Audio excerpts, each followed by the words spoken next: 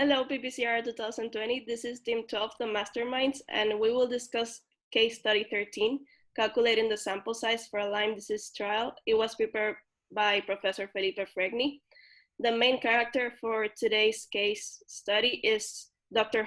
Hoffman. She's passionate about Lyme disease, and she wants to conduct a clinical trial testing the treatments with antibiotics for patients that have chronic Lyme disease.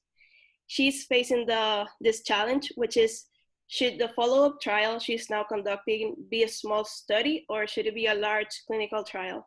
And this decision will be based on the sample size calculation.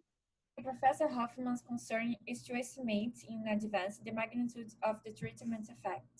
This estimation is crucial in order to calculate the sample size, since the greater the difference between treatments, the smaller the sample size is required. Sample size calculation is always a concern for researchers, since some topics are needed.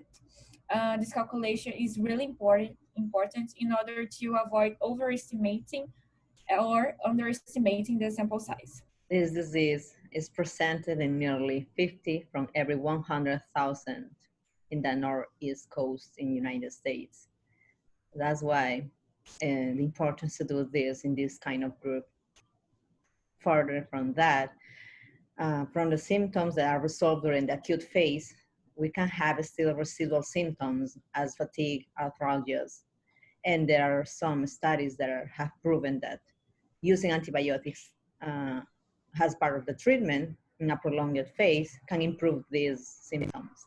The first option that Dr. Hoffman has is to use the result from her pilot study. This might be a problem because she might overestimate the true standard deviation since the sample was so small.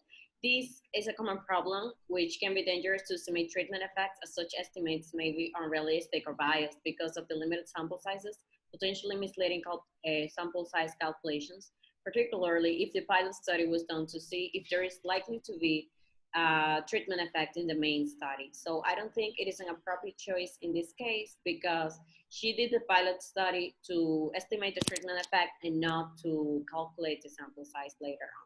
The second option is using the minimal clinically significant difference between treatments. The pros, as there is a larger sample size, will be better accepted and will increase the impact of the study and facilitate the statistical analysis. And the cons is that you will increase the cost and you will expose unnecessary patients to this trial. The third option is using the results from other trials, and this is a feasible and valid choice as it gives her the possibility to choose alpha and beta levels, power, and also effect size based on previous studies, but it is important to emphasize that the parameters must be equal or at least approximated from the original idea the research is wanting to test. We had like a big team debate whether option 2 or option 3 was the best option. We decided to conclude that option 3 was the better option, since after learning more on sample size calculation, we concluded that we had to take several factors into account, like p-value, the power, and the effect, the study effect.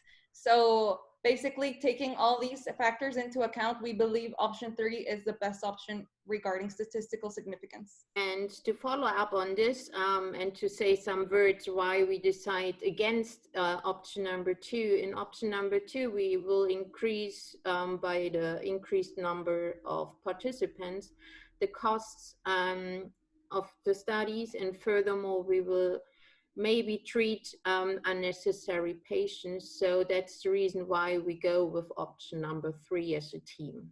Thank you.